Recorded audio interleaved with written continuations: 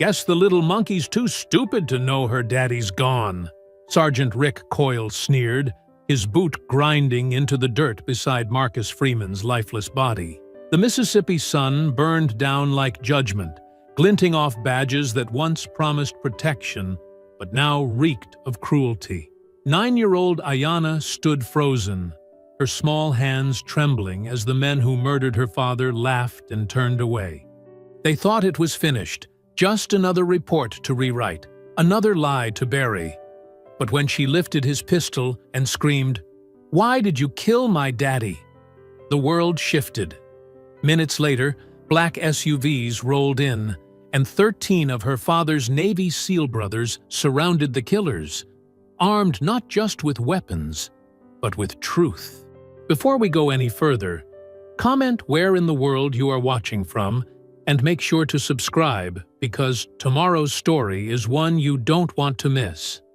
Morning sun cuts through the mist over Hollow Creek, Mississippi. The light filters through the old oak trees lining Main Street, casting dappled shadows on Marcus Freeman's blue pickup as it rumbles down the road.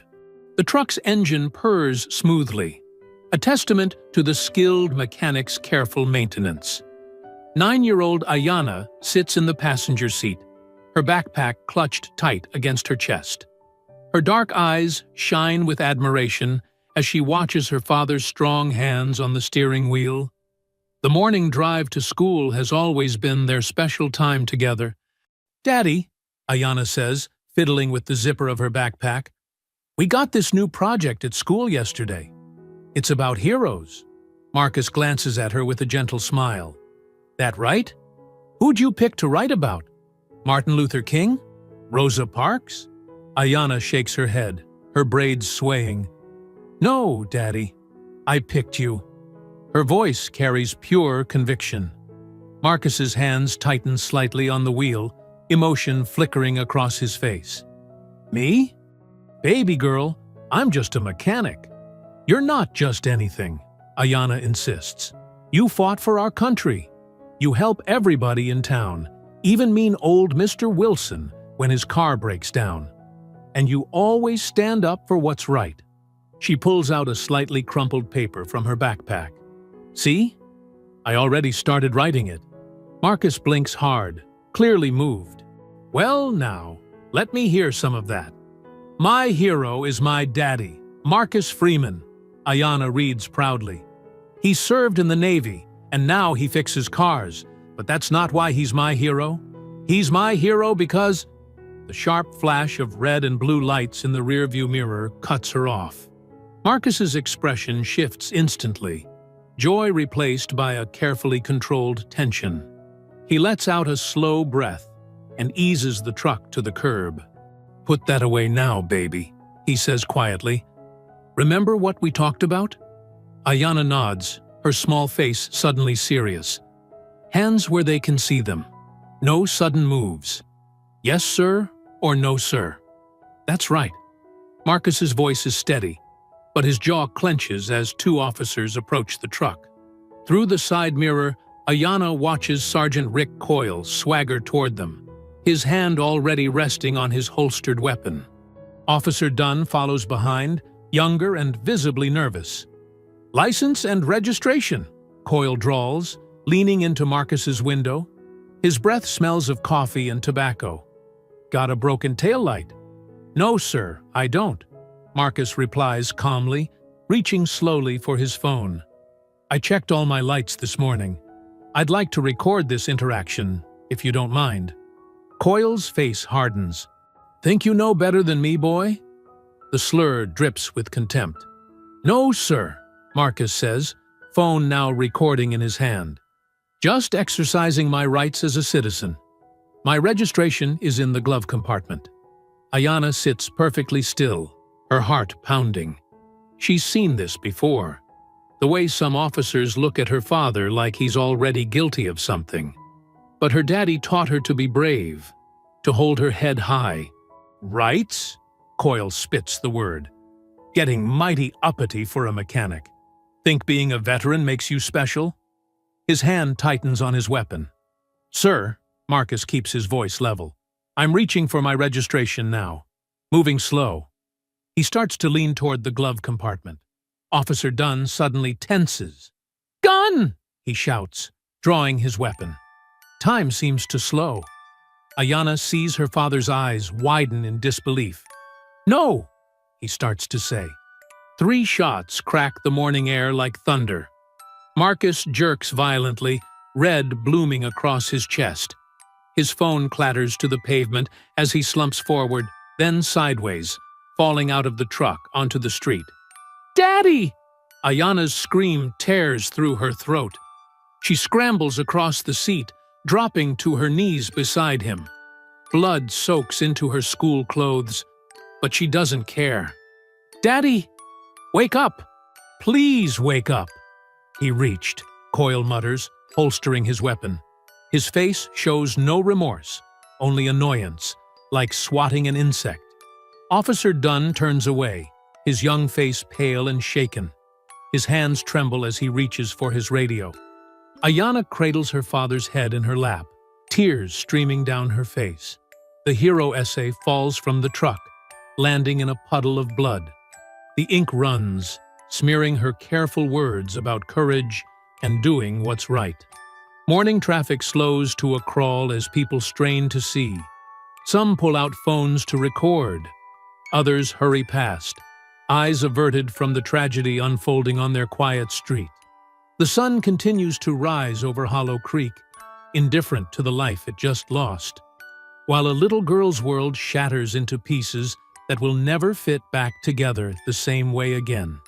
The midday sun beats down on Hollow Creek's main street, now a maze of yellow crime scene tape and flashing lights. Police cruisers form a barrier around Marcus Freeman's blue pickup, still standing where he took his last breath. Evidence markers dot the ground like tiny yellow graves, numbered pieces of plastic that can't begin to tell the real story. Ayanna sits in the back of an ambulance, an orange shock blanket draped over her blood-stained clothes. Her eyes haven't left the spot where her father fell. EMTs hover nearby, exchanging worried glances, but she hasn't spoken a word since they pulled her away from Marcus's body. "Sources say the suspect was armed," a reporter's voice carries from beyond the tape. "Police recovered what appears to be—" "That's a lie!" someone shouts from the growing crowd. "Marcus Freeman never carried. He was a good man." Sergeant Coyle stands with the police chief, gesturing emphatically. "Clear self-defense. He was reaching under the seat. We had no choice." His voice carries just enough for Ayanna to hear, each word landing like another bullet in her chest. Officer Dunn sits in his cruiser, head in his hands. He's already changed his shirt, but there's still blood on his shoes. More news vans arrive, their satellite dishes reaching toward the sky like metal trees. Reporters jostle for position, cameras pointed at the scene while anchors practice their concerned expressions. Live from Hollow Creek, Mississippi, where an officer-involved shooting, the EMTs turn to answer a detective's questions. In that moment, Ayanna slides off the ambulance step. Her feet move silently across the pavement. Her daddy taught her how to walk quietly when they went fishing together. The memory sends fresh tears down her cheeks. She ducks under the yellow tape while everyone's distracted by a shouting match between protesters and police. The truck's shadow welcomes her like an old friend. The driver's door still hangs open, and dried blood marks the seat where her father sat. Her small hands shake as she picks up his phone from the floorboard. The screen is cracked, but still recording, the video runtime showing over an hour. She presses stop and clutches it close. Something pulls her toward the trunk. She remembers watching her father load his gym bag there yesterday, and with it, his service pistol. He always kept it locked up at home, but he'd been planning to take it to the gunsmith for cleaning. The trunk key is on the same ring as the ignition key, still hanging there. It takes all her strength to turn it, but the trunk pops open with a familiar creak. The black handgun lies wrapped in a cloth, exactly where she'd glimpsed it yesterday. It feels heavy and cold in her hands. Her father taught her never to touch it, but her father's dead now, and all the rules died with him. Voices rise in alarm. "The girl! Where's the girl? Someone check the perimeter!" Ayanna steps out from behind the truck, gun pointed down, tears streaming. The first person to spot her screams. Officers spin around, hands flying to their weapons. "Drop the gun!" someone shouts. But Ayanna's eyes lock onto Sergeant Coyle.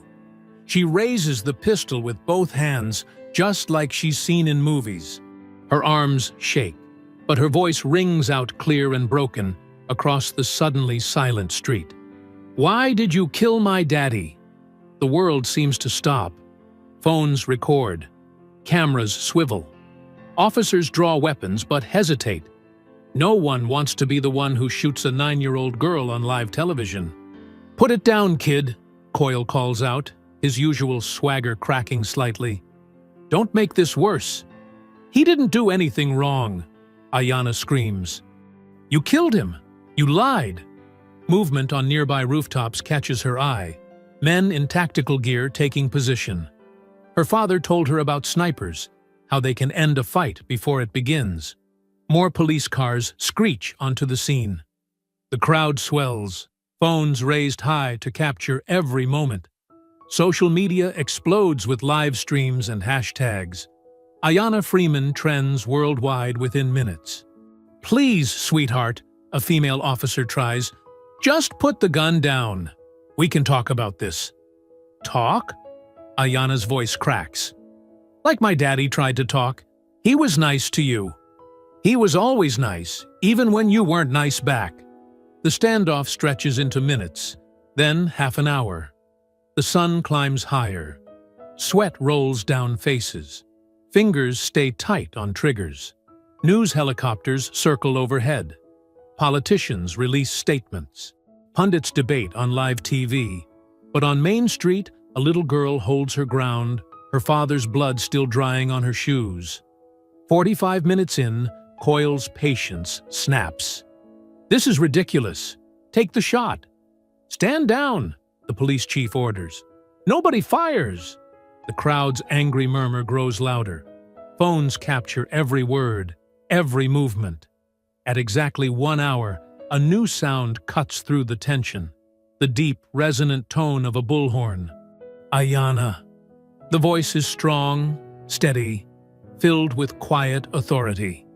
"This is Isaiah Holt. I'm a friend of your daddy. Let's talk."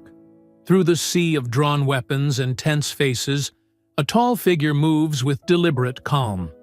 Isaiah Holt's weathered features bear the marks of years of service, but his eyes remain sharp and focused.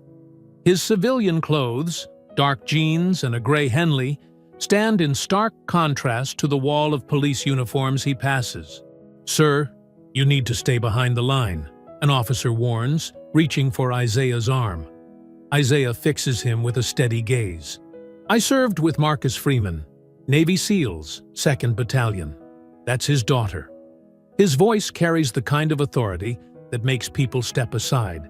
And reluctantly, they do. Coyle steps forward, face flushed. "This is a police matter." "Which you've handled brilliantly so far," Isaiah cuts him off, never breaking stride. His attention stays fixed on Ayanna, whose small hands still grip her father's gun. As he approaches, Isaiah keeps his movements slow and visible. The crowd falls silent, phones still recording, everyone holding their breath. Even the news helicopters seem to hover more quietly. "Ayanna," he calls out again, his deep voice gentle now. "Your daddy talked about you all the time when we served together." He takes another careful step. "Remember when he sent you that video from the carrier? You were just starting kindergarten." Ayanna's grip tightens on the gun, but her eyes show a flicker of recognition. He wore his blue hat." Isaiah smiles, taking another step. "That's right. The one with the dolphins on it. He bought it just for that video because you loved dolphins so much." He's close enough now to see the tremors in her small frame.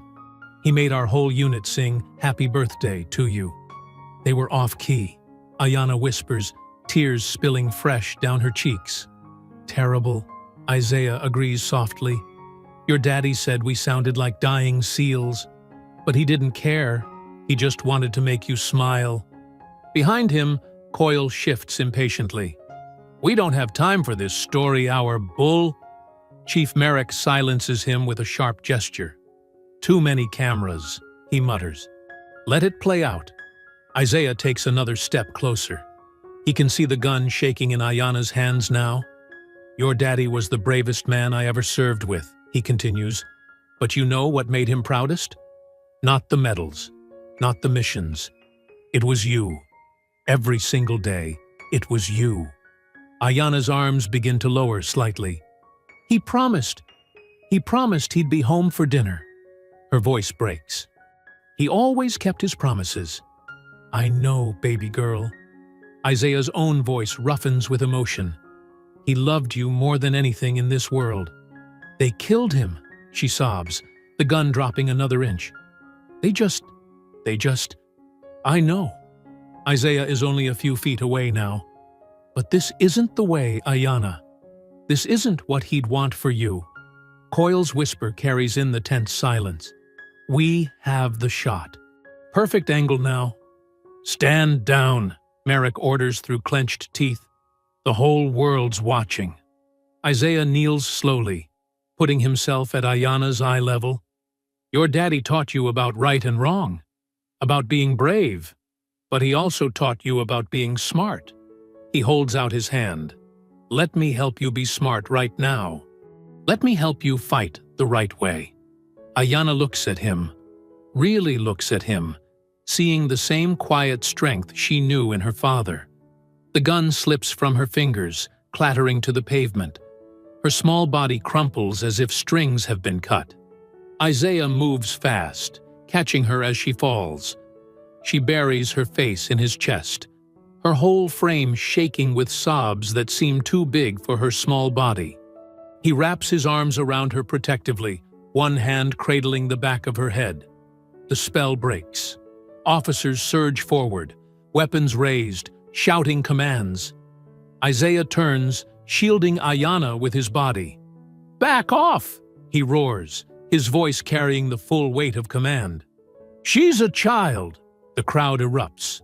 Some cheer for the peaceful resolution, others scream in outrage at the officer's aggressive approach.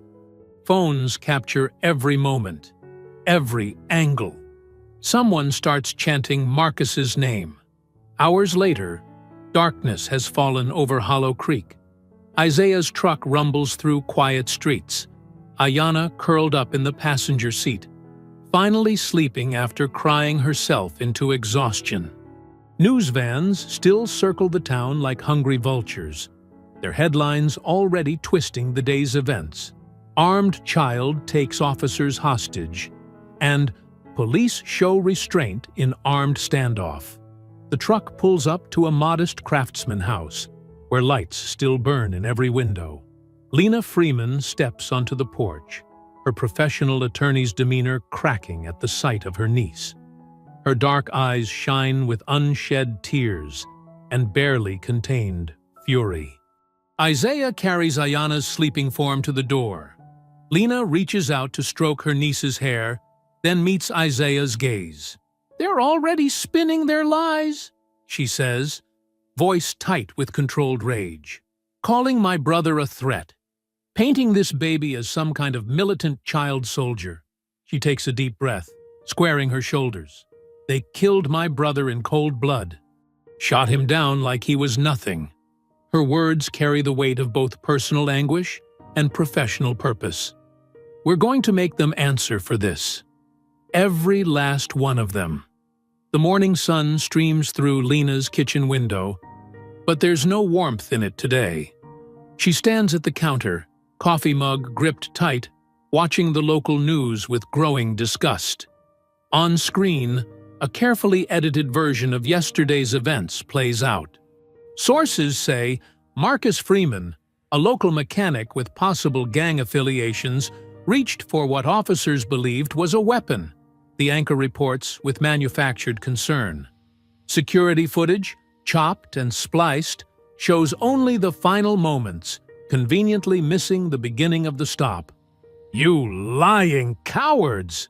Lena hurls her coffee mug at the TV. It shatters against the wall instead, dark liquid streaming down like blood. Her hands shake as she grips the counter, trying to steady herself. Her phone buzzes. The district attorney's office confirming their emergency meeting. She straightens her blazer, switches off the TV, and heads out with a storm in her eyes.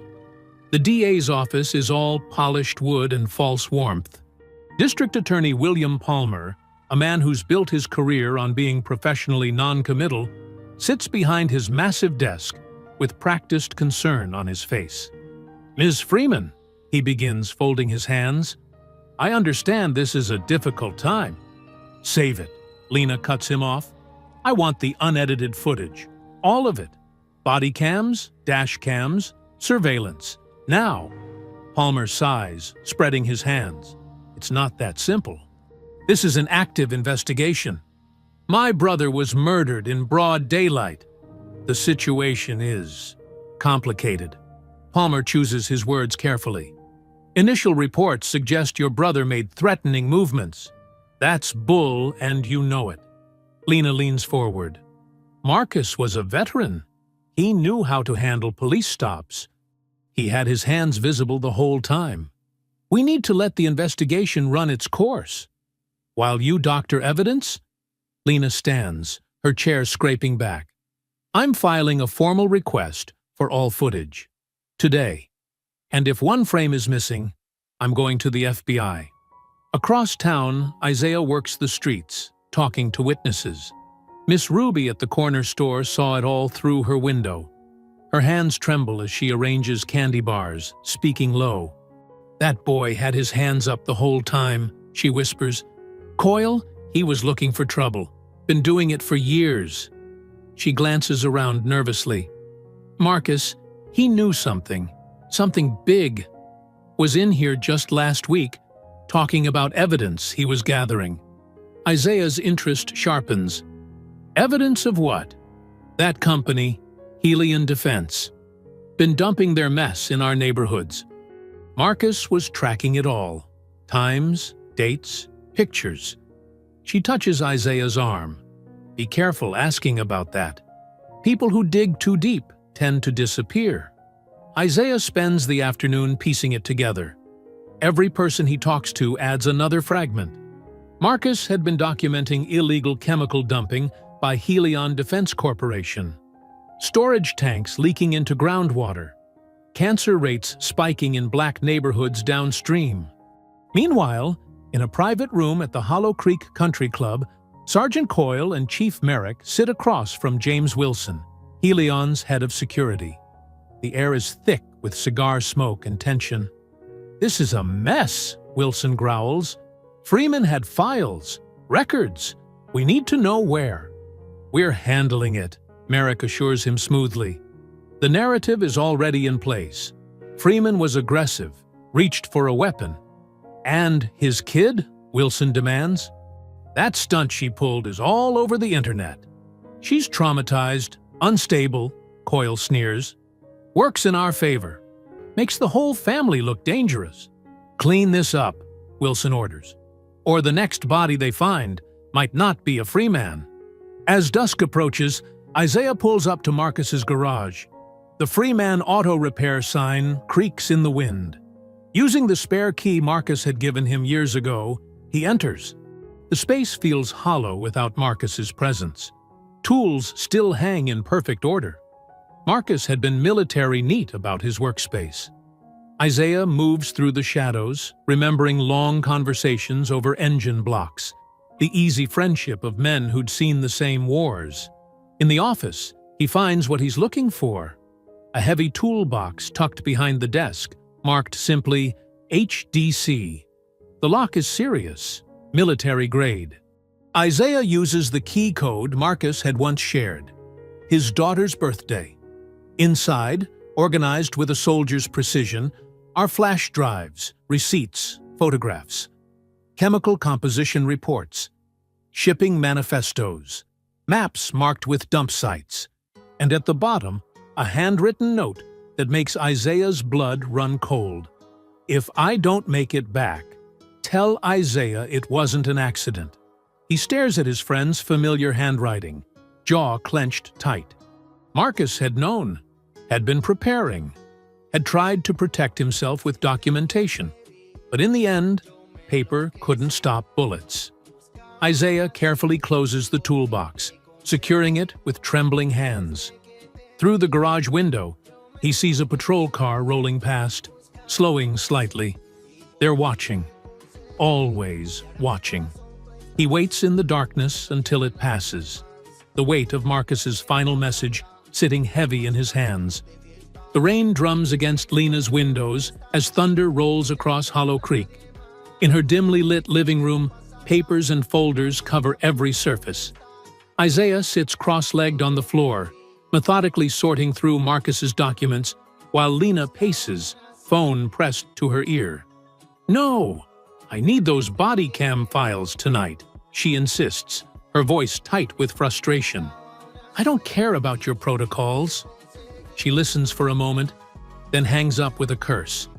"They're stonewalling us." Isaiah looks up from a stack of receipts. They're buying time to clean up the evidence. He holds up a document. "Look at this. Purchase orders between Helion and the police department. They've been supplying crowd control equipment since the protests last summer." Lena sits beside him, frowning at the paper. "That's not unusual. Lots of departments get riot gear from defense contractors." "Yeah, but look at these shipments." Isaiah spreads out more documents. Chemical dispersal units, water cannons. But the amounts don't match. They're ordering way more than a town this size would ever need. Thunder crashes again. Upstairs, they hear a small whimper.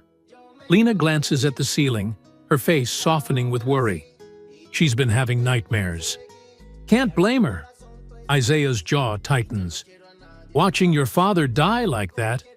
"She's sleeping with his jacket," Lena says quietly. "Won't let it go. Says it still smells like him." They work in silence for a while, the rain providing a steady backdrop to their investigation. Isaiah organizes the papers into neat piles: financial records, shipping manifests, environmental reports. Each document adds another piece to a disturbing puzzle. "Here," Lena suddenly says, holding up a contract. "Look at these signatures. The police department isn't just buying equipment. They're providing security for Helion's waste transport." Isaiah leans in. "Official escort for sensitive materials. That's how they're doing it. Moving the chemicals under police protection, so nobody asks questions." "Marcus figured it out," Lena whispers. "He tracked their routes, all those late-night convoys heading toward black neighborhoods." Her voice catches. "They killed him for this." Isaiah pulls out his phone, scrolling through contacts. "I know someone who might help. Guy named Torres. We served together. Last I heard, he was working security for Helion. Can you trust him? He was solid in the teams. Left Helion 6 months ago. Said the work felt wrong." Isaiah stands, moving to the window. "If anyone knows what we're really dealing with..." The flash of movement catches his eye. A dark car parked across the street, headlights off. His combat instincts kick in instantly. "Get down!" The window explodes inward as gunfire tears through the living room. Isaiah tackles Lena to the floor, covering her body with his as bullets punch into walls and furniture. Glass shatters, wood splinters, and somewhere upstairs, Ayana screams. "Stay down!" Isaiah commands, army crawling toward his jacket, where his pistol waits. More shots rip through the house, controlled bursts, professional work. These aren't amateur thugs. Lena starts to rise. "Ayana, I'll get her! Stay here!"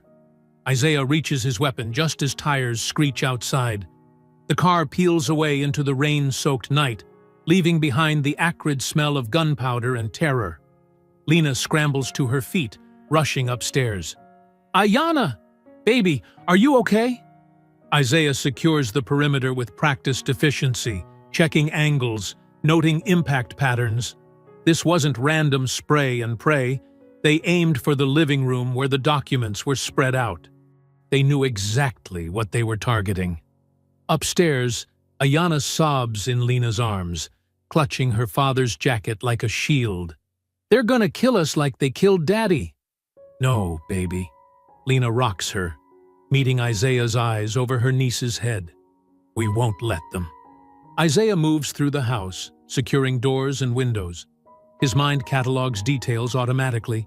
Trajectory angles, shell casings in the yard, tire tracks in the mud. Everything points to professionals. Helion's message couldn't be clearer. Back off or die. Sirens wail in the distance, growing closer. Isaiah quickly gathers the most crucial documents, stuffing them into Marcus's toolbox. They can't trust the police. Not now, maybe not ever again. Rain continues to pour through the broken window, soaking the carpet. Papers flutter in the wet breeze. The house that should have been a sanctuary now feels exposed, violated. Every shadow holds potential threats. Lena comes downstairs, Ayanna finally asleep again upstairs. Her face is set in hard lines of fury and fear. They tried to kill us. They tried to scare us, Isaiah corrects, checking his weapon. If they wanted us dead, they would have used different tactics. This was a warning. A warning we better take seriously. Lena surveys the bullet-riddled walls. They know what Marcus found. They know we have it. The sirens are almost here. Red and blue lights begin to strobe through the rain, painting the broken glass in alternating colors. Isaiah meets Lena's eyes, his expression grim but determined. They just declared war, he says quietly. Morning light filters through broken windows as police officers mill around Lena's bullet-riddled living room. Detective Harris, a heavy-set man with thinning hair, barely glances at the evidence markers dotting the walls. Probably gang-related, he drawls, closing his notepad. Lot of that going around lately. Isaiah stands in the corner, arms crossed, watching. Gang-related? In this neighborhood? With precision shooting patterns? Harris shrugs. Could be cartel-trained. They're getting sophisticated these days. That's bullshit, and you know it. Lena snaps from her position on the couch. She hasn't slept, dark circles under her eyes. This is about Marcus's murder and Helion defense. The detective's face hardens. Ma'am, your brother's case is closed. Don't go making connections that aren't there.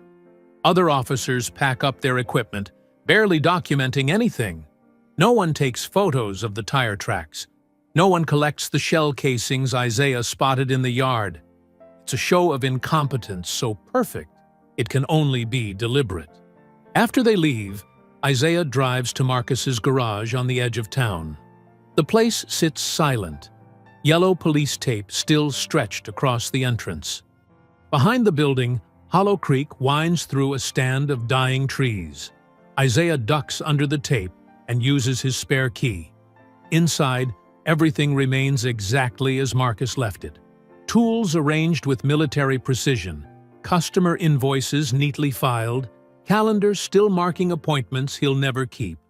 The smell hits him first, chemical and wrong. It's stronger near the back door. Isaiah follows his nose to the creek bank, where clusters of dead fish float belly up in the murky water. The morning mist can't hide the oily sheen on the surface. "What were you on to, brother?" Isaiah mutters, scanning the shoreline. Something catches his eye. A glint of metal through the undergrowth. He pushes through thick brambles, thorns catching his jacket. Hidden beneath fallen branches, partially submerged in the mud, sits a row of industrial barrels. Their faded labels read, "Property of Helion Defense Corp.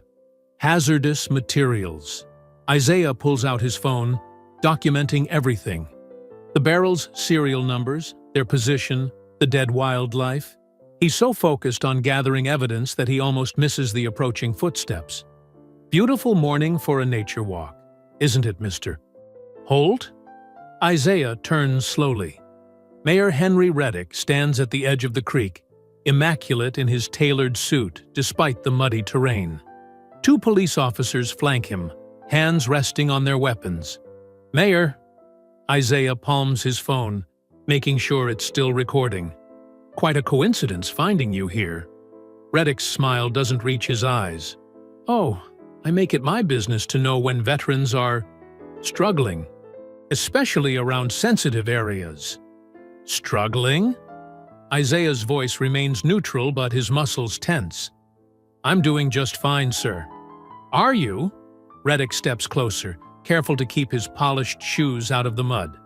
Because from where I stand, you seem to be having trouble letting go of the past, stirring up ghosts that are better left at rest, like Marcus Freeman. A tragic situation. Reddick shakes his head sadly. But dwelling on it won't bring him back. This town needs peace, Mr. Holt. Progress. We can't have certain elements disrupting that progress. Isaiah gestures to the creek. Is this your idea of progress? Poisoning the water? Now! Reddick's voice turns sharp. Let's not make accusations we can't prove. Industrial accidents happen. Environmental surveys can be complicated. Best leave such matters to the proper authorities. The proper authorities seem awful busy looking the other way. The mayor steps closer, dropping his friendly facade. Listen carefully, son. You've served your country. You deserve respect. So let me give you some friendly advice. Go home. Find another town to settle in. Because if you keep poking around in things that don't concern you, he smiles again, cold and practiced. Well, accidents happen to veterans too, especially those with PTSD, living alone, no witnesses around. The threat hangs in the air like the chemical stench from the creek. Isaiah meets Reddick's gaze steadily. That sounded an awful lot like a threat, Mr. Mayor. Just looking out for your well-being. Reddick adjusts his tie. Consider it a final warning. For old time's sake. He turns to leave, then pauses. Oh, and Mr. Holt? If any of those documents you've been collecting somehow find their way to the media, well, let's just say the town won't take kindly to outsiders spreading lies about respected businesses. Isaiah watches them leave, recording until they're out of sight. His jaw clenches as he reviews the footage. Every threat, every implied warning captured perfectly. Back in his truck, he pulls up his email and finds the contact information Lena gave him for Tanya Cruz, an investigative journalist known for exposing corporate corruption. He attaches the video, photos of the barrels, and a brief message. Marcus Freeman's murder, Hellion defense, environmental crimes, mayor involved, proof attached. Her response comes within minutes. Meet me at dawn. Bring all the proof you have. And watch your back. 3 whistleblowers on Hellion stories have died this year. Isaiah stares at the message, then at the dying creek beyond his windshield. The morning sun catches the rainbow slick of chemicals on the water's surface. Beautiful and poisonous, just like the town's smiling mayor and his perfectly pressed suit. The Blue Moon Diner sits like a lonely island in the pre-dawn darkness, its neon sign flickering weakly against the purple sky. Isaiah parks his truck behind the building, away from the highway's view, just as Tanya Cruz steps out of her weathered Subaru. She's shorter than he expected, but her presence fills the empty parking lot. Dark eyes scan the surroundings with the sharp attention of someone who's covered war zones. A press pass hangs from her neck, and a laptop bag is slung across her shoulder. Mr. Holt? Her handshake is firm. Let's take this inside. Fewer eyes. The diner's interior smells of old coffee and grease. One sleepy waitress barely looks up as they slide into a corner booth, far from the windows. Tanya orders coffee for both of them, then pulls out her laptop. "Show me everything," she says quietly. Isaiah spreads out Marcus's documents across the sticky table. Chemical disposal records, property maps, old land deeds. He plays the recording of Mayor Reddick's threats, then shows her the photos of the barrels in Hollow Creek. Tanya's fingers fly across her keyboard, cross-referencing dates and names. Her face grows darker with each connection she makes. "This goes deeper than just illegal dumping," she mutters. "Look at these property records." She turns her screen toward Isaiah. "See this land where Helion built their chemical plant? It used to be owned by 12 black families, all seized through eminent domain in 1963. During the height of the civil rights movement," Isaiah notes. "Exactly. The families were given pennies on the dollar. Most had to leave town." She pulls up more documents. "And guess who facilitated those seizures? Robert Merrick Sr., our current police chief's father." Isaiah's phone buzzes. A text from Lena. He reads it twice, his jaw tightening. Lena just found something interesting. Seems both Coyle and Chief Merrick own significant Helion stock, purchased right before the company expanded its waste management contracts. Inside trading on top of everything else. Tanya shakes her head. "This town's corruption goes back generations. They've perfected the art of making crimes look legal." The waitress refills their cups. They wait until she's out of earshot before continuing. "Marcus figured it out," Isaiah says softly. "That's why they killed him. He was going to expose everything. And now they're trying to bury the truth with him." Tanya's voice hardens. "Well, not this time.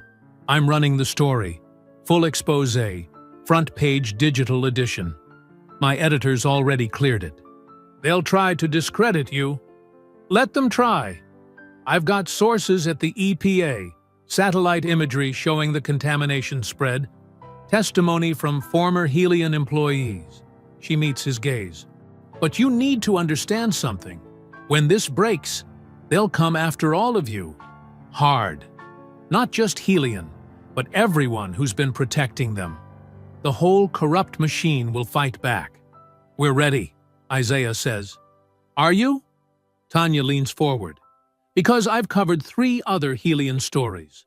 All 3 whistleblowers died in accidents before they could testify. 1 car crash, 1 house fire, 1 robbery gone wrong.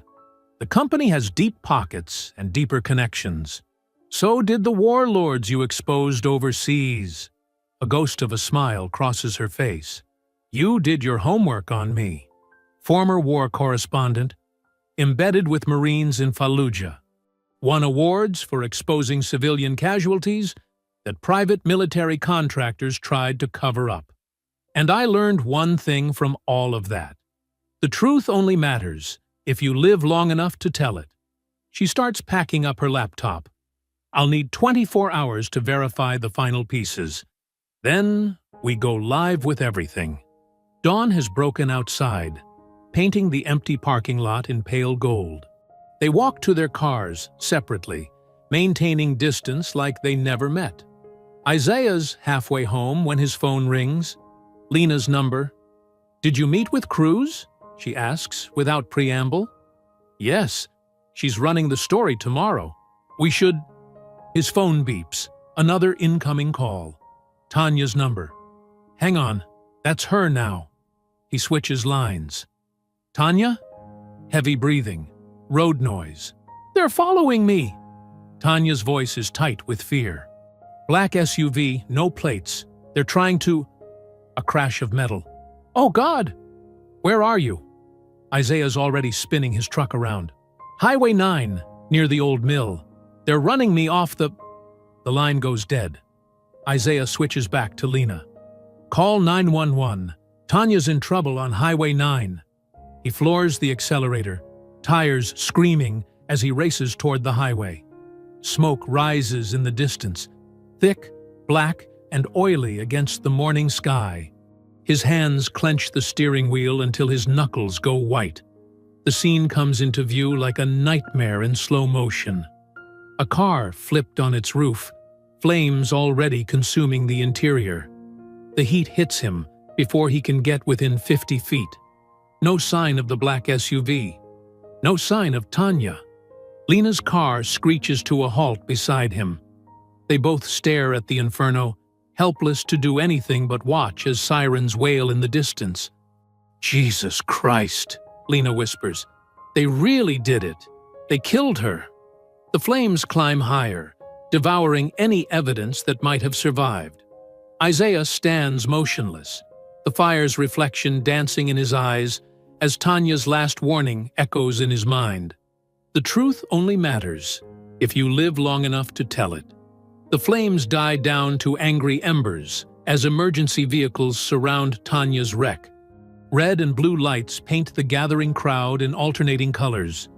News vans arrive like vultures, their satellite dishes reaching toward the smoke-stained sky. Isaiah watches from behind the police tape, his face a mask of stone. Beside him, Lena grips her phone, recording everything. They both know what's coming. They've seen this playbook before. Preliminary evidence suggests alcohol may have been involved, Chief Merrick announces to the press, his voice dripping false concern. "We found several empty bottles in the vehicle." "That's a lie," Lena hisses. "Tanya didn't drink. She was Muslim."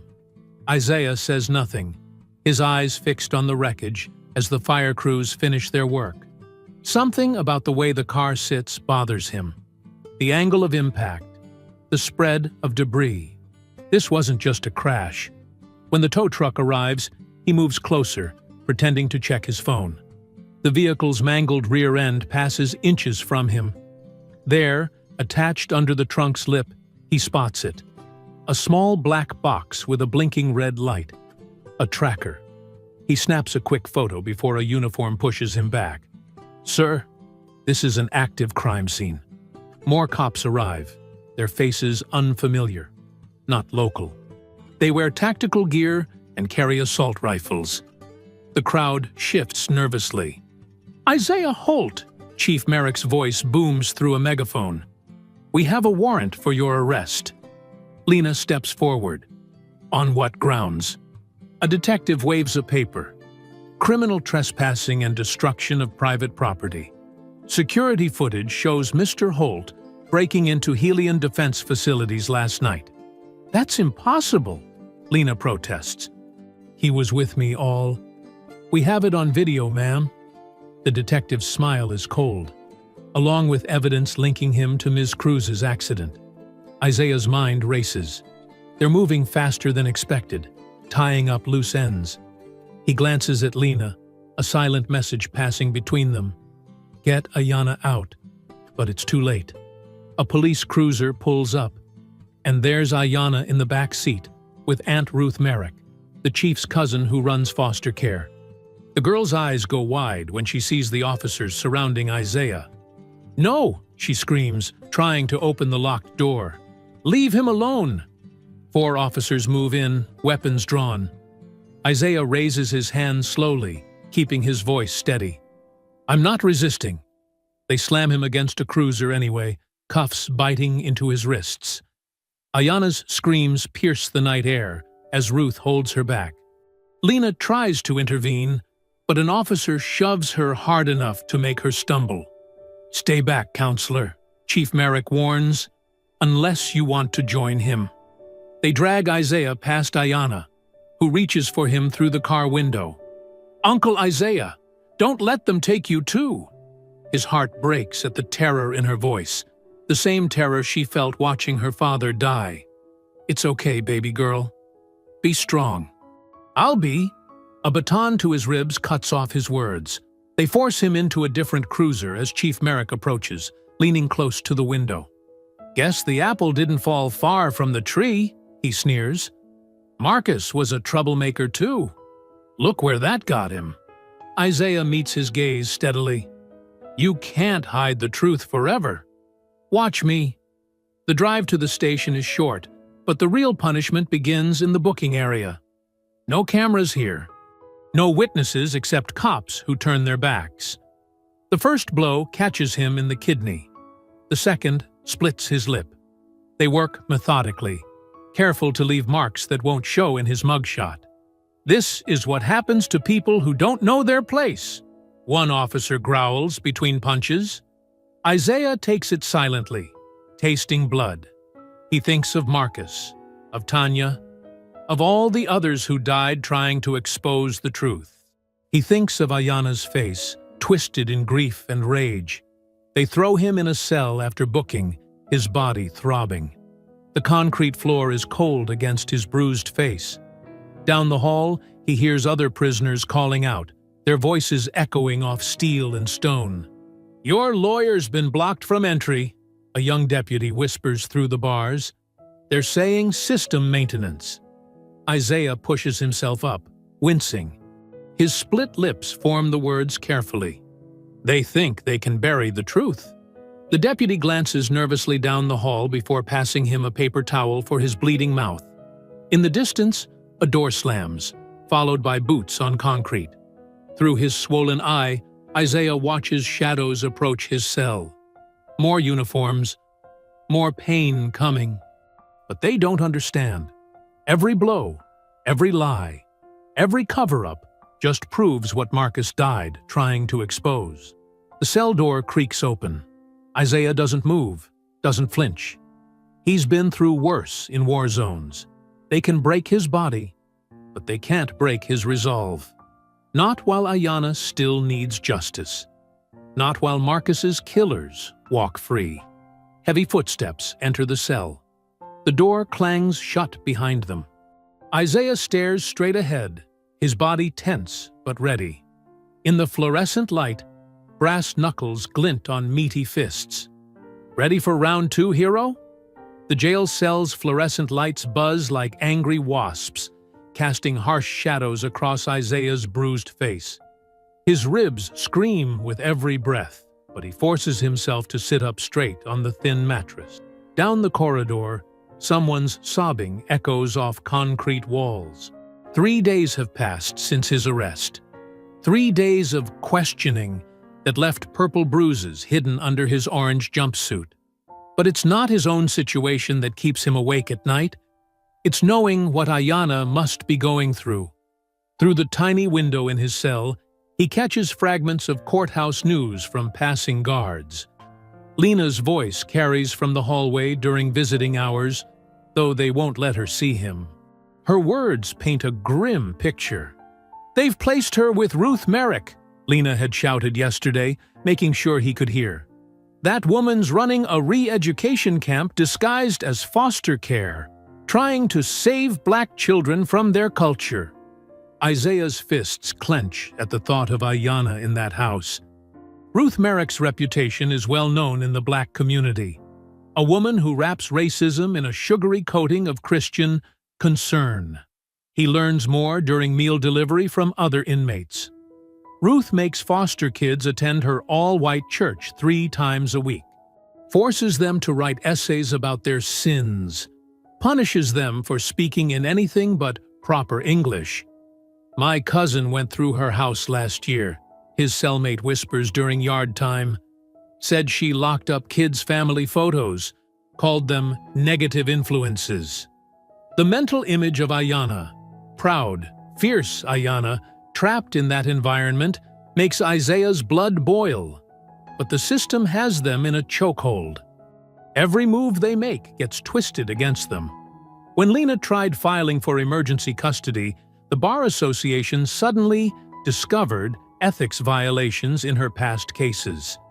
They suspended her license pending investigation. The timing wasn't subtle.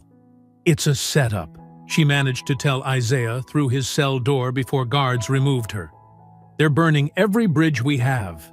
The days blur together under artificial light. Isaiah marks time by the changing of guards, the rhythm of meals, the scheduled abuse sessions that leave new bruises.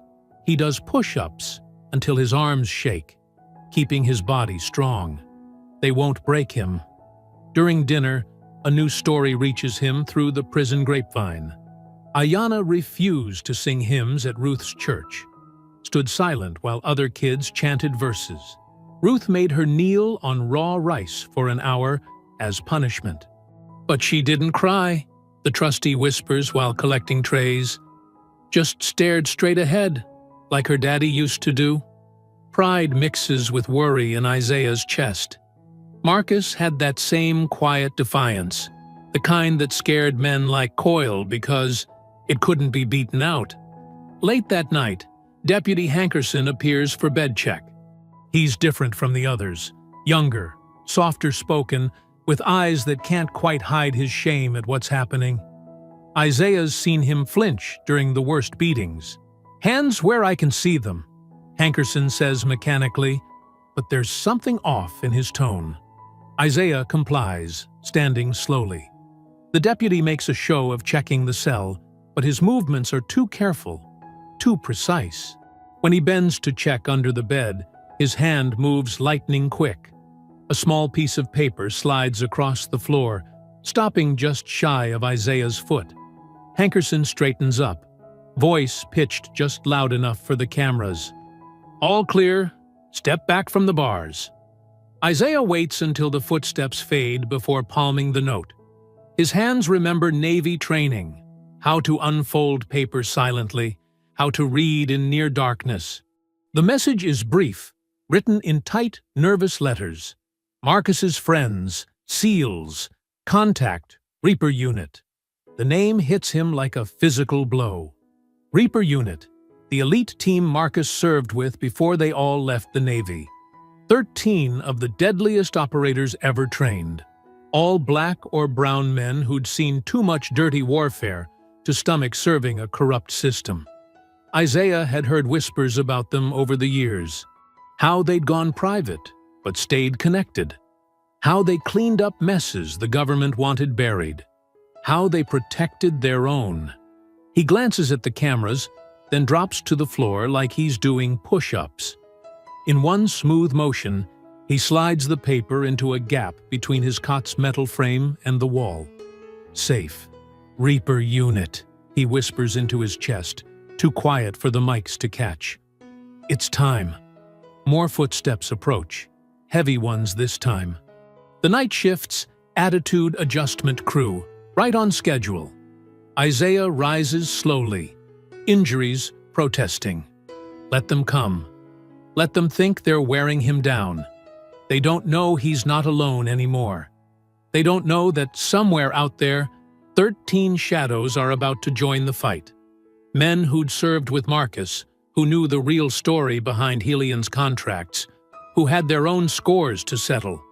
The cell door opens with its familiar shriek. Isaiah faces the darkness beyond, shoulders straight despite the pain. They can have tonight's battle. The war is just beginning. 2 guards enter, cracking knuckles. "Ready for your bedtime story, hero?" Isaiah doesn't respond. His mind is already racing ahead, remembering old contacts, planning moves. The real question isn't whether he's ready. It's whether this town is ready for what's coming. The first punch lands. Isaiah rolls with it, protecting his core. Behind his eyes, he sees Marcus's face, Ayanna's tears, Lena's fury. He takes the hits, each one feeding the fire inside him. Soon, he thinks. Soon. Thunder rolls across Hollow Creek like artillery fire. Rain hammers the jail's metal roof, drowning out the usual chorus of midnight suffering. In his cell, Isaiah lies perfectly still, counting heartbeats, waiting. The bruises from his latest session throb in time with the storm. 3 cracked ribs make each breath a knife-edge dance. But his mind stays sharp, focused on the shadows moving beyond his tiny window.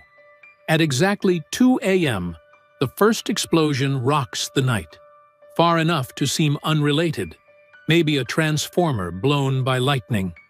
Guards shift nervously in their seats, radios crackling with confused chatter. The second blast hits closer, taking out the power station that feeds the jail's security systems. Emergency lights flicker on, bathing the corridors in blood-red warning glows. Footsteps pound past Isaiah's cell as guards rush to secure the perimeter. Through his window, he catches glimpses of organized chaos, dark figures moving with military precision. The flash of night vision goggles, hand signals he remembers from combat. A black SUV appears out of the storm like a demon, accelerating toward the main gate. The impact sounds like a bomb going off, metal screaming, concrete crumbling. Gunfire erupts, but it's sporadic, unprofessional. The guards are shooting at ghosts. "Cell blocks compromised," someone shouts. "Multiple hostiles." The voice cuts off in a wet gurgle. Isaiah rises from his cot, muscles coiled. He knows those movement patterns, knows the deadly efficiency of men trained to kill silently. 13 shadows flow through the corridors like smoke. No wasted motion. No mercy for the guards who resist. Each man moves with the controlled violence Isaiah remembers from his SEAL days. The kind that comes from decades of combat, refined into lethal art. His cell door opens without a sound. A familiar face appears in the red emergency lights. Doc Harris, their old unit medic. His dark skin shows new wrinkles, but his eyes still carry that same calculating intensity. "Long time no see, brother," Doc says, voice barely above a whisper. He quickly checks Isaiah's injuries with practiced hands. "They worked you over good. I've had worse." Isaiah grabs the tactical vest Doc tosses him. The weight feels right, like coming home. "Marcus?" Doc's face hardens. He was gathering evidence on Helion's black ops. Found out they were using SEAL teams for illegal wet work, disposing of witnesses. Marcus died trying to protect us all. More explosions outside, calculated distractions drawing attention away from the jail. Through the chaos, Isaiah recognizes other faces from his past. Rodriguez, Jackson, Thompson, all veterans of America's shadow wars, now turned against the system that used them. "Command centers secured," a voice reports through their comms. Cameras looped, guards neutralized. They move like a single organism, muscle memory from countless missions taking over. Isaiah falls into formation despite his injuries. His body remembers this dance. The rain grows heavier as they exit the jail. Lightning silhouettes, armed figures on the roof. More of the team providing overwatch. No one dies tonight, but plenty of guards will wake up with splitting headaches and wounded pride. 3 identical black SUVs wait in the parking lot, engines purring. Isaiah slides into the middle vehicle, his ribs screaming protest. Doc hands him a satellite phone. "Lena's secured at the safe house," he says. "But we need to move fast on the girl. Foster mom's getting suspicious." Isaiah dials a memorized number. Lena answers on the first ring. "About damn time," she says, relief cracking through her professional tone. "Ruth's got Ayanna locked in the basement for attitude adjustment. That woman's going to catch these hands." "We're on our way," Isaiah cuts her off. "Be ready to move in 20. The SUVs split up, taking different routes through the storm. Isaiah's vehicle heads toward the outskirts of town, where Ruth Merrick's Victorian mansion squats like a malignant toad. 2 members of the team are already in position, having scouted the property days ago. "No security system," Doc reports, checking thermal imaging. 2 heat signatures in the basement, 1 adult, 1 child. Isaiah's jaw tightens. Ruth's down there with her? Not for long. The extraction takes less than 3 minutes. The basement door proves no match for breaching charges. Ruth barely has time to turn around before she's zip-tied and gagged, her self-righteous protests muffled. They find Ayanna curled in a corner, defiant, even in tears. Her eyes light up when she sees Isaiah. "I knew you'd come," she whispers, throwing herself into his arms. He lifts her despite his ribs' protest, holding her close as they move through the rain to the waiting vehicles. The safe house is an old hunting cabin deep in the woods, off any official maps. Lena meets them on the porch, pulling Ayanna into a fierce embrace. The girl's shoulders finally relax as she breathes in her aunt's familiar scent. Inside, the 13 members of Reaper Unit gather around a scarred wooden table. Maps spread out, show the town, the chemical plant, the police station. Weapons and tactical gear lie ready. Isaiah studies the faces of his brothers in arms. Men who've seen the worst humanity offers, but still chose to stand against it. Men who came when called because Marcus was family, and family demands justice. Lightning flashes through grimy windows. Thunder shakes the cabin's foundations. Isaiah looks at the assembled warriors and speaks the words they've all been waiting to hear. Tomorrow, we end this. On camera, dawn breaks over Hollow Creek like a bruise, all purple shadows and mottled gray clouds. The town square fills with workers setting up a stage, hanging banners that read, "In memory of Marcus Freeman, a community united." The hypocrisy turns Isaiah's stomach. He watches from a parked car 2 blocks away, hidden behind tinted windows. Police cruisers circle the perimeter like sharks, their lights off, but their presence heavy. Chief Merrick supervises the security setup personally, positioning snipers on surrounding rooftops. "They're expecting trouble," Doc says from the driver's seat, passing Isaiah a pair of binoculars. Counted 16 officers visible, probably more undercover in the crowd. Isaiah studies the growing gathering through magnified glass. Local news vans jockey for position near the podium. Mayor Reddick's staff arranges chairs in neat rows, making sure the cameras will catch their carefully orchestrated show of unity. "Good," Isaiah grunts. More witnesses. His phone buzzes. Lena sending updates from the safe house where she's helping Ayanna prepare. The girl insisted on speaking at the memorial despite their concerns. "Some things need saying," she'd told them, her young face set with determination that mirrored her father's. Rodriguez's voice crackles through their encrypted radio. "Tech team in position. We've tapped into every local broadcast feed and hijacked the emergency alert system. When you give the signal, Marcus's files go live to every screen in 3 counties. Isaiah checks his watch. 2 hours until the ceremony. In the back seat, Thompson and Jackson verify their gear. Non-lethal, but effective. No one dies today, but plenty of people will face justice. Crowds getting bigger, Doc notes. Looks like the whole town showed up. Isaiah studies the faces through his binoculars. Black residents cluster together, their expressions wary but hopeful. White townspeople maintain careful distance, some wearing blue ribbons in support of law enforcement. The divide runs visible as a scar through the gathering. His phone buzzes again. A photo from Lena shows Ayanna in a simple black dress, her father's dog tags hanging around her neck. The message reads, "She's ready. Are we?" Movement at City Hall, Rodriguez reports. Mayor's motorcade rolling out. Helion exec cars right behind them. Isaiah watches the procession of black SUVs and police escorts wind through downtown. They're making a show of force, flexing their control one last time before it all comes crashing down. "All teams check in," he orders, switching channels on the radio. "Alpha team in position. Thompson and his group responsible for securing exits. Bravo standing by.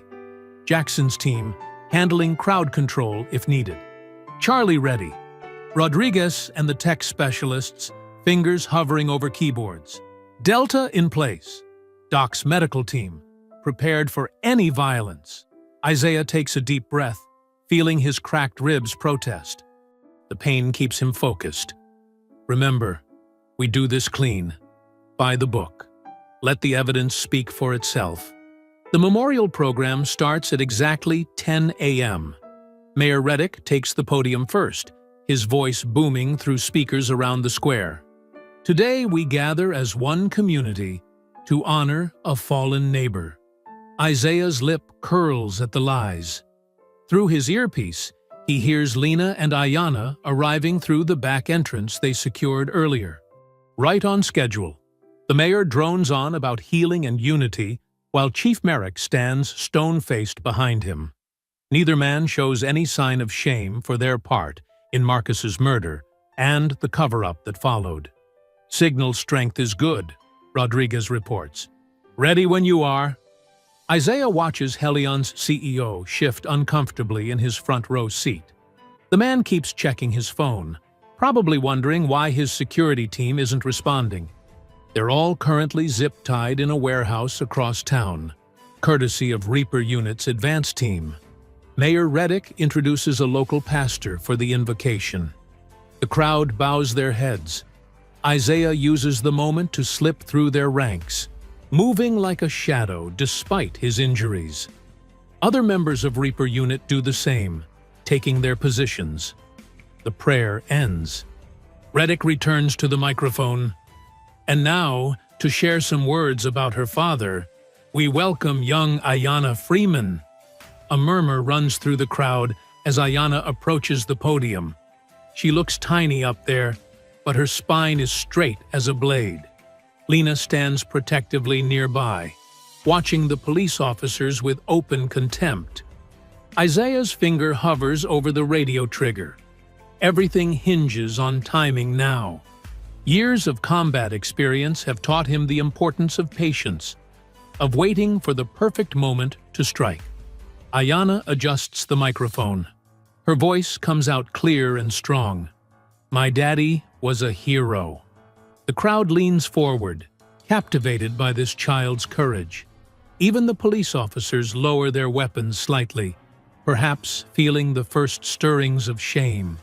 Through his earpiece, Isaiah hears Rodriguez whisper, "Feeds locked in." Ready on your mark.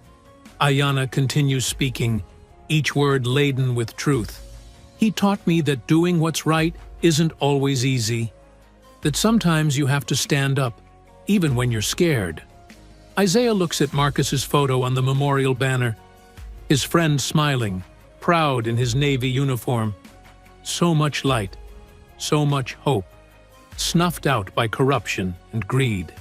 Forgive me, brother, Isaiah whispers, his finger tightening on the trigger. This time, they'll see. Sergeant Coyle approaches the podium after Ayanna steps down. His uniform is pressed crisp, medals gleaming in the morning sun. The performance begins with practiced precision, a trembling lip, a dramatic pause, eyes glistening with fake tears. Marcus Freeman was more than just another citizen. Coyle's voice cracks perfectly. He was a veteran, a father, a member of our community. What happened that day? He dabs at his eyes with a handkerchief. It weighs on all of us in law enforcement. Isaiah's jaw clenches as he watches from within the crowd, baseball cap pulled low over his eyes. Beside him, Doc mutters under his breath, "Keep talking, you lying snake." There was no way to know, Coyle continues, gripping the podium's edges. In that split second, when an officer must make life-or-death decisions, he looks heavenward, as if seeking divine understanding. We can only pray for healing, for understanding of this tragic misunderstanding. The crowd shifts uncomfortably. Some nod in agreement, others whisper in disgust. The division cuts through the gathering like a razor. Those who believe the lies, and those who've lived the truth. Through his earpiece, Isaiah hears Rodriguez. Feeds are primed. Every screen in town is linked to our broadcast signal. Coyle's voice rises with rehearsed emotion. We must come together now, more than ever. We must trust in the system, in the proper channels. Isaiah's hand moves to his pocket, fingers finding the remote trigger. He glances at the massive LED screens flanking the stage, currently showing Coyle's performance in high definition. His gaze sweeps over the positioning of his team, Thompson near the emergency exit, Jackson by the sound booth, others scattered strategically through the crowd. "I personally pledge," Coyle thumps his chest, "that we will honor Marcus's memory by—" Isaiah presses the button. The screens flicker. Static crackles through the speakers. Then suddenly, crystal-clear footage fills every display. Marcus Freeman's truck pulled over, his hands visible on the steering wheel. The timestamp shows the real, unedited body cam video. Gasps ripple through the crowd.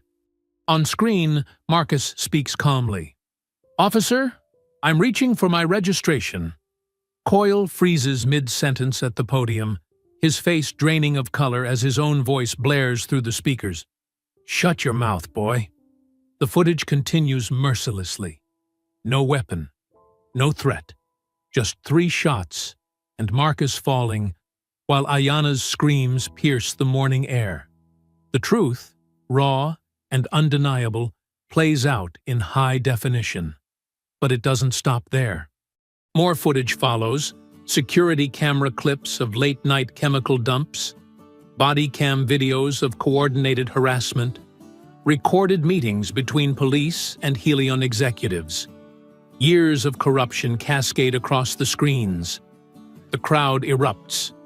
Some people cry out in horror, others in vindication. News cameras swing wildly between the screens and the stunned faces of officials on stage. Mayor Reddick stumbles backward. Helion's CEO bolts for his security detail, only to find them mysteriously absent. "Shut it off!" Chief Merrick bellows, but his tech team's equipment is dead, hijacked by Rodriguez's superior skills. "Kill the power!" Isaiah steps forward, removing his cap. Around him, other members of Reaper Unit emerge from the crowd like shadows taking form. The police officers on scene raise their weapons, but they're suddenly unsure where to aim. There are too many targets, too many angles to cover. Coyle's practiced composure shatters. His hand drops to his service weapon, eyes wild with desperation. "This is a setup!" he shouts, drawing his pistol. "These men are dangerous fugitives!" "No!" Isaiah's voice carries across the square, steady and deep as thunder. "This is justice." The screens keep rolling, showing more damning evidence. Isaiah advances toward the stage, his movements measured and deliberate. Other Reaper Unit members move in perfect coordination, securing positions. "Stay back!" Coyle's gun hand trembles. Behind him, other officers look increasingly uncertain, watching their carefully constructed lies crumble in real time. Lena steps forward, her phone held high, streaming everything live. "Put down your weapon, Sergeant. The whole world is watching now." More phones rise from the crowd, hundreds of cameras capturing every moment. There's no hiding anymore, no twisting the narrative. The truth spreads like wildfire across social media, breaking through years of carefully maintained lies. Ayanna stands at the edge of the stage, her father's dog tags catching the sunlight.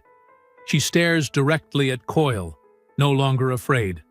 "You killed my daddy," she says, her voice carrying through the square. And now, everyone knows why. The footage loops back to Marcus's murder. Each time it plays, the impact hits harder. Some officers lower their weapons, stepping back from Coyle as if his guilt might be contagious. Others look sick, finally facing what they've enabled through their silence. Isaiah continues his advance, flanked by his team. Their formation is precise, professional, not terrorists or thugs, but trained warriors bringing light to darkness. The contrast between their discipline and Coyle's unraveling control tells its own story. "You can't," Coyle's voice cracks, real emotion replacing his earlier performance. "You don't understand what they'll do." "We understand exactly what they'll do," Isaiah replies, steady and relentless as the tide. "That's why we're here." The screens above them fill with more evidence. Property records showing stolen land, Medical reports documenting chemical exposure, financial transfers between Helion and police leadership. The truth pours out like a flood, washing away decades of careful manipulation. Coyle's finger tightens on the trigger. A shot rings out, then another. Chaos erupts as police officers open fire into the crowd. People scream and scatter, seeking cover behind cars and trees. "Protect the civilians!" Isaiah's command cuts through the mayhem. The Reaper unit springs into action, their training evident in every move. Doc tackles an elderly woman behind a concrete planter just as bullets chip the stone. Thompson shields a group of children, hustling them behind the memorial wall. Smoke grenades hiss across the pavement, filling the square with thick gray clouds. Through the haze, the sounds of combat echo. The sharp crack of gunfire mixed with the meaty impact of hand-to-hand fighting. "Get the cameras rolling!" Lena shouts, directing news crews to safe positions while maintaining their shots. "The world needs to see this!" Isaiah moves through the smoke like a ghost, his SEAL training taking over. He spots Coyle trying to escape through the chaos, shoving civilians aside as he runs. With practiced precision, Isaiah cuts through the crowd in pursuit. "Going somewhere, Sergeant." Isaiah's voice freezes Coyle in his tracks.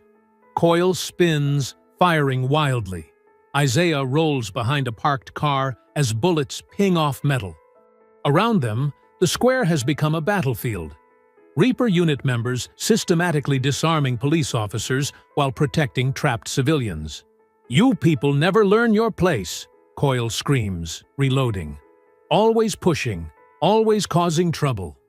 "Our place?" Isaiah emerges from cover, moving like liquid shadow. "Our place is right here, standing up to men like you." Coyle charges, abandoning his empty weapon for a wild haymaker. Isaiah slips the punch, years of combat experience evident in every movement. The two men clash in the center of the square, their fight illuminated by emergency lights and camera flashes. "I've been waiting for this," Coyle snarls, landing a lucky blow to Isaiah's ribs. "Gonna put you down like your friend Marcus." Isaiah's eyes narrow. He blocks Coyle's next punch and counters with a devastating combination. Jab, cross, elbow. Coyle staggers back, blood spraying from his nose. The sergeant fights dirty, trying to gouge eyes and grab groin, but Isaiah's technical superiority is overwhelming. "Look around you," Isaiah says, deflecting another wild swing. "Your empire of lies is falling." Through the thinning smoke, they can see federal vehicles arriving, black SUVs and helicopters descending on the scene. The FBI, drawn by Lena's livestream and the mounting evidence, has finally arrived. Coyle's face twists with desperate rage. He pulls a hidden knife, slashing wildly. "You're nothing! You hear me? Nothing!" Isaiah catches the knife hand, applies pressure to the wrist. The blade clatters to the pavement. In one fluid motion, he sweeps Coyle's legs and drives him to the ground, securing an arm lock that makes the sergeant howl in pain. "We're nothing?" Isaiah increases the pressure slightly. "We're the people you couldn't break, the truth you couldn't bury, the justice you couldn't stop." Cameras surround them, capturing every moment. News helicopters circle overhead, their spotlights creating a stark tableau. Isaiah, standing tall and controlled, Coyle writhing in the dust at his feet. "Go ahead," Coyle spits blood. "Kill me. Prove what animals you are." Isaiah releases the hold and steps back. "No, you don't get to die a martyr."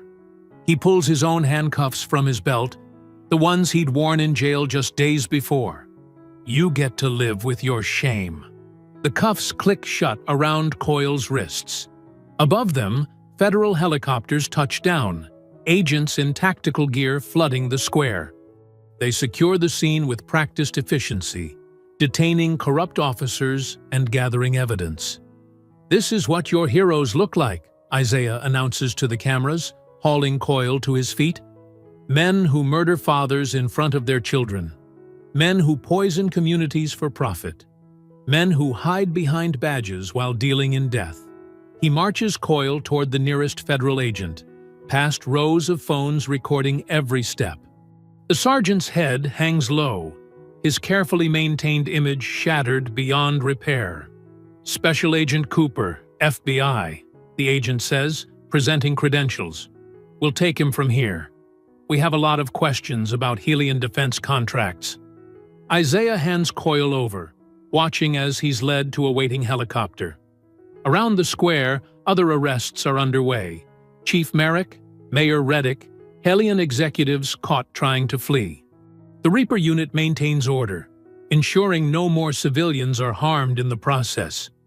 Ayanna approaches through the settling smoke, Lena's hand protective on her shoulder. She looks at the helicopter carrying away her father's killer, then up at Isaiah. "Is it over?" she asks, her voice small but steady. Isaiah kneels beside her, gentle despite his bruised knuckles and split lip. "The fighting's over," he says. "But the real work, making sure this never happens again, that's just beginning." Federal agents swarm the square, cataloging evidence and taking statements. News crews broadcast live to a stunned nation. The truth, so long suppressed, spreads unstoppably across screens worldwide. In the distance, sirens wail as more authorities arrive, drawn to the epicenter of a corruption scandal that would shake the country to its core. Above them all, the screens still play Marcus's final moments. A continuous reminder of why they fought, why they never backed down, why justice demanded its due. 2 days after the standoff at the memorial, dawn breaks over Hollow Creek with a different energy. The morning news plays on TVs across town, showing footage of Chief Merrick's resignation press conference. He stands at a podium, pale and defeated, as reporters shout questions about Helion Defense Corporation's illegal activities. "Breaking news," the anchor announces. "Federal agents have issued subpoenas to Helion CEO Richard Palmer and 12 other executives following evidence of environmental crimes and conspiracy." Lena Freeman sits in her office, watching the coverage while unpacking her law books. The Mississippi Bar Association letter lies open on her desk, a full reinstatement and formal apology. Her phone hasn't stopped ringing since the story broke. Reporters, potential clients, and civil rights organizations all want to speak with the attorney who helped expose the corruption.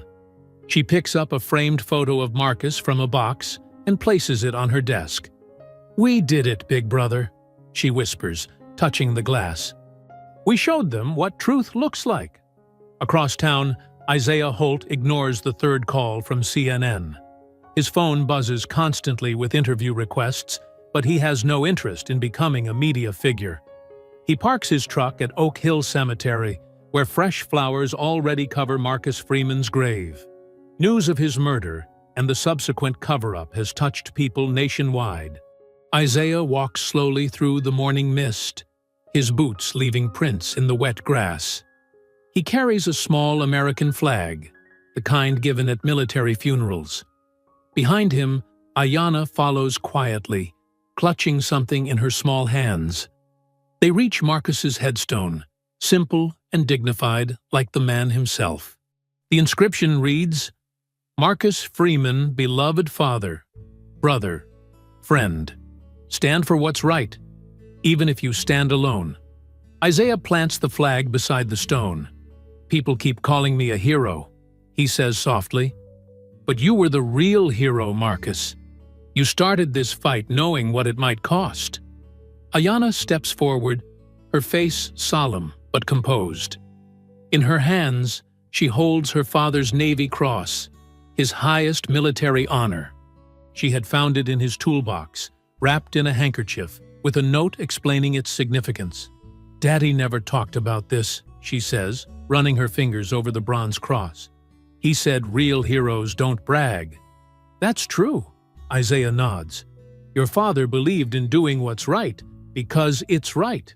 not for recognition. Ayanna places the medal carefully against the headstone, arranging it so morning sunlight catches the metal. "The news people want to interview me," she says. "They keep calling Aunt Lena's house." "You don't have to talk to them if you don't want to," Isaiah assures her. "What happened? It's your story to tell when and if you choose." She looks up at him, her eyes carrying wisdom beyond her years. "I want people to know who my daddy really was, not what those police said about him." Isaiah remembers the lies they spread after the shooting, how they tried to paint Marcus as a threat, a criminal. Now those same officers sit in federal custody, their badges stripped away, facing years in prison. "The truth came out," Isaiah says, "because you were brave enough to stand up, because you wouldn't let them hide what they did."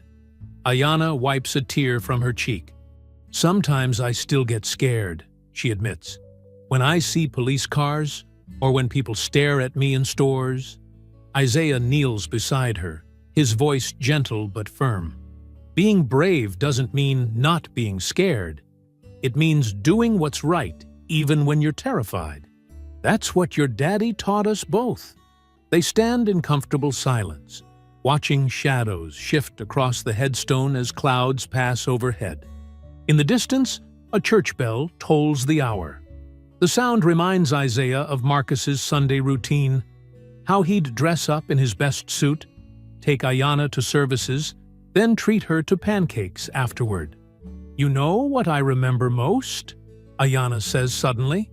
"How Daddy always helped people fix their cars, even when they couldn't pay. He said everybody deserves a little kindness." Isaiah smiles, remembering Marcus's generous spirit. He believed in building community, in lifting people up instead of pushing them down. A cool breeze rustles the flowers on the grave.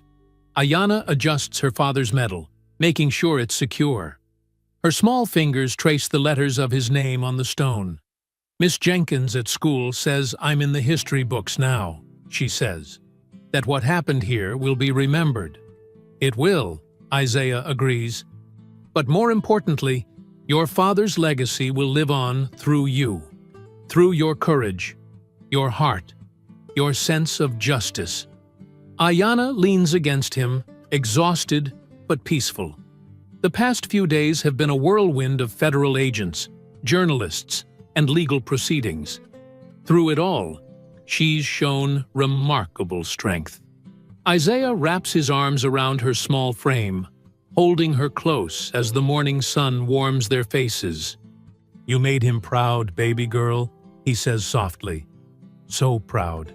1 month later, Hollow Creek's town square looks transformed. Gone are the bullet holes and scorch marks from that fateful day. Fresh paint brightens storefronts, and new benches line the sidewalks. But the most striking changes are the murals that now dominate 2 prominent walls. On the east wall, Marcus Freeman's face gazes out over the square, his expression both gentle and determined. The artist captured his essence perfectly. The quiet strength in his eyes, the slight smile that always made people feel welcome. Next to his portrait, Tanya Cruz's mural shows her holding a notebook, her face fierce and focused, embodying the relentless pursuit of truth that ultimately cost her life. The square fills steadily as afternoon shadows lengthen. People arrive carrying folding chairs and blankets, setting up on the fresh grass where temporary stages and speakers stand ready. Children dart between adults' legs, their laughter echoing off buildings that once witnessed so much pain. The crowd grows diverse. Elderly Black residents who've lived here all their lives chat with young white families who've just moved in. Hispanic business owners close their shops early to join the gathering, and Asian students from the community college help set up refreshment tables. Lena Freeman adjusts the microphone on the small stage, her legal pad covered in last-minute notes. She's wearing a dress in Marcus's favorite shade of blue. Behind her, a banner reads, "Hollow Creek Unity Celebration. Truth Grows Here." Isaiah Holt stands at the edge of the crowd, leather jacket on despite the warm evening. He prefers watching from a distance these days, though people still approach to shake his hand or thank him. The 13 other SEALs who helped expose the truth have long since departed, returning to their lives across the country. But their presence lingers in the town's collective memory, proof that justice can prevail when good people stand together. Mayor Wilson, elected after Reddick's arrest, takes the stage first. She's young, progressive, and determined to heal the town's wounds. "A month ago," she begins, "we stood divided by lies, hatred, and fear. Today, we gather as one community, stronger for having faced our truths." The crowd applauds politely, but they're really waiting for another speaker. Ayanna Freeman sits in the front row, wearing a yellow sundress and clutching index cards. At 9 years old, she's become a symbol of resistance and hope, though most don't know she still has nightmares about that morning with her father. When Lena introduces her niece, the square falls silent. Ayanna walks to the microphone, her braids swaying slightly in the evening breeze. She has to stand on a small platform to reach it properly. Isaiah notices her hands trembling, but admires how she squares her shoulders, just like Marcus used to do. "My name is Ayanna Freeman," she begins, her voice clear and strong despite its youth. "A lot of people know me as the girl who pointed a gun at police, or the daughter of the man they killed. But I want to tell you who I really am." She pauses, looking out at the sea of faces. "I'm a girl who loved having pancakes with her daddy on Sundays, who helped him fix cars in his garage, who learned from him that being brave doesn't mean not being scared. It means doing what's right, even when you're terrified." In the crowd, several people wipe away tears. An elderly white woman reaches over to squeeze the hand of a young black mother next to her. "When they killed my daddy, they thought they could hide the truth. They thought nobody would listen to a little girl. But they were wrong." Ayanna's voice grows stronger. "My daddy always said that lies are like chains. They might hold you down for a while, but truth breaks them every time." Isaiah notices movement at the edges of the crowd, reporters with cameras trying to capture this moment. But for once, their presence doesn't feel intrusive. This needs to be documented, needs to be remembered. Miss Cruz, Tanya, she believed in truth too. She died trying to help us tell it. Ayanna gestures to the journalist's mural. So did a lot of other people who got hurt, or lost their jobs, or were scared to speak up. But they did it anyway, because that's what courage looks like. The setting sun casts long shadows across the square, painting everything in soft gold light. Someone starts a rhythm of gentle clapping, and it spreads through the crowd like ripples in water. "People ask me if I'm angry," Ayanna continues. "Sometimes I am. But Daddy taught me that anger can poison your heart if you let it. He'd want us to build something better instead. That's why these murals matter. That's why this celebration matters. Because we're not just remembering what we lost. We're growing something new." She steps back from the microphone as applause thunders across the square. Lena hugs her tight, both of them crying now. The crowd rises to their feet, the sound of their appreciation echoing off buildings that once echoed with gunfire. Isaiah watches as Ayanna makes her way off the stage, accepting hugs and handshakes from people in the front rows. She looks tired but proud, like she's finally set down a heavy weight. When she reaches the mural of her father, she stops and looks up at it. The inscription beneath it catches the last rays of sunlight. "They tried to bury us. They didn't know we were seeds." A small group gathers around her, reading the words aloud together. The phrase spreads through the crowd in whispers and murmurs, becoming a gentle chorus of voices, united in remembrance and hope. I hope you enjoyed that story. Please share it with your friends. and subscribe so that you do not miss out on the next one. In the meantime, I have handpicked 2 stories for you that I think you will enjoy. Have a great day.